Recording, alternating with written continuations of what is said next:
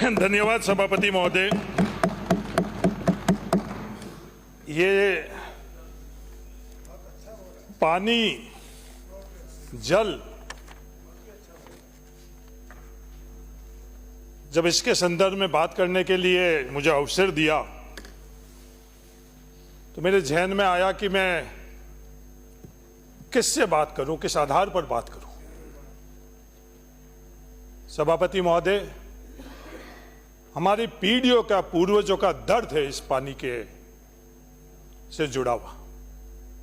अगर उसको एहसास हम लोग करें तो इससे बड़ा दर्द और तकलीफ हम लोगों के लिए और कुछ भी नहीं है जो पानी के संदर्भ में हम लोगों को है, विशेषकर धार में रहने वाले हम लोगों के लिए। पानी के संदर्भ में इतिहास भी बहुत बोला गया। इस संदर्भ में घोषणाएं, नियम, दोषारोपण, प्रक्रिया, श्रेय, आयोजन, सर्वे, डीपीआर, मेरी सरकार, उसकी सरकार, ये तमाम बातें हम लोगों का। पर अंत में इस पेयजल के संदर्भ में हम लोगों के लिए लक्ष्य क्या रहना चाहिए? लक्ष्य ये कि जिसको आवश्यकता है हर घर के अंदर पानी पहुंच रहा है या नहीं पहुंच रहा है, शुद्ध पानी पहुंच रहा है या नहीं पहुंच रहा है, हम सबको अच्छी तरह से पता है। ईमानदार से हम लोग अगर विश्लेषण करें तो हर किसी को पता है, जो राजस्थान को जानता है उसको अच्छी तरह से पता है, सरकार में बैठे हुए लोगों को पता है, हमें पता है, इंजीनियर टेक्नोक्रेट्स को पता है, ब्यूरोक्रेट्स को पता है। पर इस जल के संदर्भ में हम लोगों का, मेरा मानना है कि हम लोगों का दृष्टिकोण अलग रहना चाहिए, क्योंकि इस समस्या का समाधान हम लोगों के लिए प्राथमिकता से, पीढ़ियों से। हाँ, श्रेय जिसको चाहो आप दो। गंग नहर का श्रेय देने के लिए कह रहे हो, जिसको चाहो। हर किसी ने गंग नहर के संदर्भ में कुछ ना कुछ योगदान किया है। आपकी नजर के अंदर गंग नहर का, वहां के उस समय में जो इस व्यवस्था के अंदर अज्ञावान लोग थे उनको श्रेय देना चाहे, आप लोगों ने दिया तो दो। मुझे व्यक्तिगत तौर पर इससे कोई भी आपत्ति नहीं है, पर वो संसाधन आई कहां से? मेरे मित्र विधायक ने वो बात करी, पर 90% वो किसानों की खून पसीने की कमाई का हिस्सा, जो भी उस समय की व्यवस्था थी उसमें देकर, और उस 90% के अंग से वो गंग नहर बनी। लाखों मजदूर, हम लोगों के पूर्वज मजदूरी के माध्यम से वो गंग नहर बनाई। अब जिसको श्रेय देना चाहो जाओ, पर एक शब्द तो अपने पूर्वजों के बारे में अगर बोलते तो शायद मुझे और हमारे पूर्वजों को अच्छा लगता। ये बात सुनते सुनते मुझे एक जॉर्ज ऑरवेल ने किताब लिखी थी 1984। क्या हम लोग पूरी की पूरी व्यवस्था उस दिशा में नहीं लेकर जा रहे हैं? जिसको इच्छा हो, क्योंकि अगर बात पूरी करेंगे, तार्किक करेंगे तो और अंत में इनके पास कुछ नहीं रहेगा। ये जाति और धर्म से उसको जोड़ेंगे, जिसको मैं कम से कम जल के संदर्भ में वो कोई इनको मौका, अवसर नहीं देना चाहता, वरना मैं उस संदर्भ में भी पूरी की पूरी बात करता। हमारे पूर्वज और तमाम इस धार के अंदर रहने वाले लोग सिर्फ इस जल के लिए, पानी के कारण अपना घर, अपना परिवार, अपना क्षेत्र छोड़ा। बाड़मेर जिसका मैं निवासी हूं, कोई भी परिवार बाड़मेर का मूल निवासी नहीं। सब हम लोग बाहर से आए हुए, हर जाति धर्म का लोग बाहर से आए हुए। सिर्फ पीने के पानी, न्यूनतम पीने का पानी जिसे हम जिंदा रह सके, उसकी खोज में हम लोग संघर्ष करते करते करते आज जहां हैं वहां बैठे। आज मैं बड़ा गर्व से कहता हूं, भाई तू, मेरा गांव भाई तू है, मेरा विधानसभा क्षेत्र भाई तू है। पर भाई तू हम लोग पहुंचे कैसे, वो सफर आज हम लोग याद नहीं कर रहे हैं। और मेरे भाई तू का नहीं, हर कोई जो थार में रह रहा उनकी यही कहानी। हम प्यास मरते हुए, हमारे पूर्वज प्यास मरते हुए न्यूनतम जिंदा रहने के लिए इस थार को छोड़कर और मध्य प्रदेश के उस मालवा इलाके के अंदर गई, कुछ पाने के लिए नहीं। आज मैं राजनीतिक तौर पर गया हूं तो उस मायने से नहीं, कोई नौकरी के लिए, व्यापार के लिए नहीं, अपने आप को जिंदा कैसे रख पाए, उस प्यास को मिटाने के लिए मालवा जाते थे और अपने साथ साथ उस पशुधन को भी लेकर जाते थे। क्या आज इस पीढ़ी के अंदर हम लोगों के पास जो सब कुछ पहले से बेहतर हुआ है, हम उस लक्ष्य को प्राप्त करने के लिए वहां तक आगे बढ़ रहे हैं या नहीं बढ़ रहे? सबसे पहला सवाल यह आता है कि जो एग्जिस्टिंग हम लोगों के पास जो ढांचा है, उस ढांचा को हम लोग कैसे जो एग्जिस्टिंग स्कीम है पेयजल के संदर्भ में, उसके लिए हम लोग क्या कर रहे हैं। हजारों करोड़ रुपए उन स्कीमों के संदर्भ में हम लोगों ने खर्च किए। सरकार, आपकी सरकार, मेरी सरकार, उसकी सरकार, इस देश के अंदर किसी की सरकार को किसी को अधिकार नहीं दे रखा है। संविधान के अंदर मतदाताओं को विधायक को लोकसभा का सदस्य बनाने का अधिकार दे रखा है, और जो विधायक बहुमत है उनको सरकार के अंदर, जो भी सरकार है वो कैबिनेट है। 5 साल तक जो यहां बैठे हुए थे वो नारे अलग लगा रहे थे। आज 5 साल में आप लोगों की मजबूरी है, मैं आपकी मजबूरी जानता हूं, मैं भी आपके जमात का हूं कि आपको राजस्थान में कोई लाल नहीं दिखेगा, एक ही लाल दिखेगा। हम लोगों को राजस्थान में कोई गांधी नहीं दिखता था, तो ये मजबूरी भी है, इसलिए सरकार के संदर्भ में बात करते रहते हो। पर ये सरकार, ये जो अपन लोग जहां बैठे हैं, अपन लोगों की क्या जिम्मेवारी है कि उस अंतिम पंक्ति में बैठे वाले व्यक्ति को हम लोग पेयजल पहुंचा रहे हैं या नहीं पहुंचा रहे हैं। सभापति महोदय, उसका उत्तर है नहीं। ईमानदार से कर ले, आज इस प्रदेश के अंदर सबसे बड़ा पद किसका है? हमारे यहां इस प्रदेश में, राजस्थान में सबसे बड़ा पद राज्यपाल महोदय का है। हम लोग महामहिम लगाते, महामहिम राज्यपाल महोदय। महामहिम राज्यपाल महोदय को भी आप अर्ध सत्य, अधूरी जानकारी देकर उनके मुख से, कि उसके पद से बड़ा आज इस व्यवस्था में कोई पद नहीं है। राज्यपाल के अभिभाषण के वक्त में उनसे आपने एक उदाहरण दिया,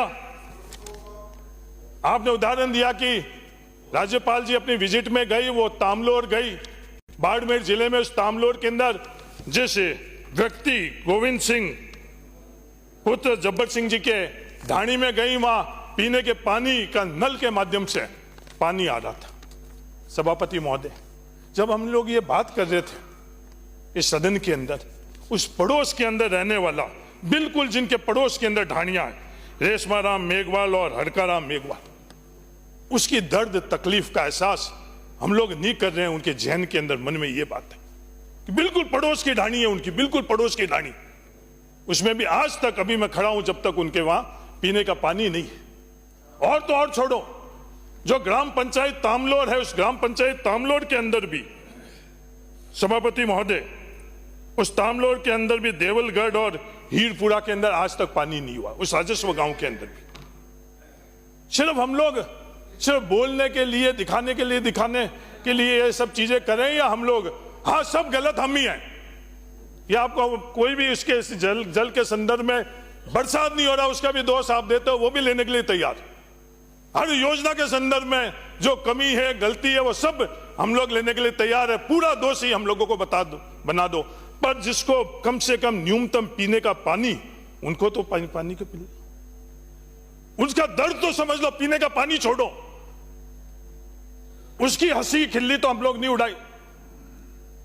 उस दर्द के समझकर अगर आप अपना मन मनसा, मैं मानता हूं सभापति महोदय, मैं जिम्मेवारी से बोल रहा हूं, इंटेंशन के तौर के ऊपर, मैं इन दोनों मंत्री के इंटेंशन के ऊपर मेरे जहन के अंदर बिल्कुल कोई भी सवाल नहीं है। चाहे पीएचडी मिनिस्टर हो, चाहे इरिगेशन मिनिस्टर, जितना मैं थोड़ा इनको जानता हूं, सेक्रेटरी के तौर पर भी मैं इन दोनों सेक्रेटरीज को जानता हूं, मेरे मन के अंदर बिल्कुल भी 0% संशय है कि इन दोनों, बाकी की बात नहीं कर रहा हूं मैं, बाकी किसी की बात नहीं कर रहा हूं, किसी की गारंटी नहीं ले रहा हूं कि उनके इंटेंशन सही है या गलत है, पर इन 4 व्यक्तियों के संदर्भ में जो प्रशासनिक तौर के ऊपर और सरकार के तौर पर इन विभाग को नेतृत्व कर रहे हैं, इनके इंटेंशन में कहीं भी कमी नहीं। पर क्या सामूहिक तौर पर हमारी जिम्मेवारी नहीं बनती कि हम लोग वो जो एग्जिस्टिंग स्कीम्स है, चाहे वो हैंडपंप है, ट्यूबवेल है, अंडरग्राउंड वाटर से बनी हुई है, सरफेस वाटर से जो स्कीम बनी हुई है, सबसे पहले उनकी स्थिति क्या है, क्या वो सब ठीक चल रही है? अगर अपन आकलन करें कि वो सब ठीक नहीं चल रही, तो हमारी सबसे पहले जिम्मेवारी कि जो एग्जिस्टिंग स्कीम है उसको हम लोग ठीक कैसे संचालन करें। हमारे पास संसाधन कम है, चाहे आर्थिक संसाधन है वो भी सीमित है, हमारे पास मानव संसाधन भी सीमित है। स्टाफ के संदर्भ के अंदर जो स्थिति है वो भी पता है कि पहले जो पीएचडी का स्टाफ था, इरिगेशन के स्टाफ थी, उसमें बहुत बड़ी कटौती हो गई और उसका 100% दोष हमें दे दो, पर उसमें सुधार हमको करना चाहिए या नहीं करना चाहिए, इस सवाल का उत्तर तो हमको ढूंढना पड़ेगा, और तो कोई नहीं ढूंढेगा। इस लोकतंत्र में वो जिम्मेवारी हम लोगों के क्या, हम लोगों की, इस सदन की जिम्मेवारी के उसका उत्तर ढूंढे। उसमें संसाधन की कमी नहीं आनी चाहिए, उसमें रिपेयर मेंटेनेंस अगर करानी हो तो रिपेयर मेंटेनेंस कराई, अगर कोई बिल्कुल भी वो स्कीम ठीक नहीं हो उसको रिप्लेस कराकर पाइपलाइन हो या सोर्स को कराई ना, उसको हम लोगों को प्राथमिकता से देखनी चाहिए। उसके बाद में जो सबसे ज्यादा चर्चा देश दुनिया और इस सदन में हो रही है जेजेएम स्कीम, वो जेजेएम स्कीम के बारे में सब श्रेय आपको, मुबारकबाद आपको। पहले बनाने वाले जो स्कीम के समय मंत्री जी थे, मेरे छात्र जीवन में बाबू सिंह जी को पता है, आमने सामने हमने चुनाव लड़ा, उनको मुबारकबाद। अभी जो मंत्री है वो जब मैं एमपी रहता था 5 साल बिल्कुल बगल में नॉर्थ एवेन्यू में रहते हैं, उनको मुबारकबाद। जिसको देना मुबारकबाद दे दो, और कमियां है वो सब हमको दे दो। पर उस जेजेएम स्कीम है, इसको समझने की आवश्यकता है। जो जेजेएम स्कीम बनी, कोई भी स्कीम, कोई भी रणनीति 100% सही नहीं रह सकती, ये भी हमको मानना पड़ेगा। जेजेएम स्कीम को जितना अपन ने समझ के जो पहला कदम अपन ने उठाया सर्वे के संदर्भ में, आज सबसे बड़ी त्रुटि उस सर्वे में ही है। ये अपन लोगों को आप 2 साल ऊपर दे दो, भ्रष्ट है तो 15 महीने में आप लोगों ने क्या किया? इस डिबेट में नहीं जाओ। जो भ्रष्टाचार का जिनको सर्टिफिकेट मिला हुआ है वो आप लोगों के पास में बैठे हैं, उन्हीं पोजीशंस में बैठे हैं, वही ठेकेदार है, वो सब चीजें अलग है। क्योंकि सबसे बड़ी चुनौती क्या है सभापति महोदय? हमारी सबसे बड़ी दुश्मन है L1। जो L1 के आधार के ऊपर आपको टेंडर उसी को देना पड़ेगा। या तो इस प्रक्रिया के संदर्भ में अपन चर्चा करें कि जो हमारी सबसे बड़ी दुश्मन L1 है, इससे निजात कैसे पाए। वो उसके अंदर बिल्डिंग के अंदर कम भी आ जाता है, सबको पता है, उसके अंदर ही उसको काम करना पड़ता है। इसके संदर्भ में हम लोग चर्चा नहीं करेंगे। कम से कम पेयजल के संदर्भ में ये L1 का जो भी हम लोगों की समस्या, इसके बारे में हम लोगों को समझना चाहिए। और हो सकता है ये ताकत हमारे पास है लोकतंत्र व्यवस्था में। कोरोना के वक्त में जो ताकत हम लोगों के पास थी लोकतंत्र में, उसका इस्तेमाल कर हम लोगों ने परचेज भी की, फैसले भी की। वो ताकत और अनकॉन्स्टिट्यूशनल ताकत नहीं थी। तो ये जो L1 के संदर्भ में मेरा निवेदन है कि इसको भी आप लोग देखो।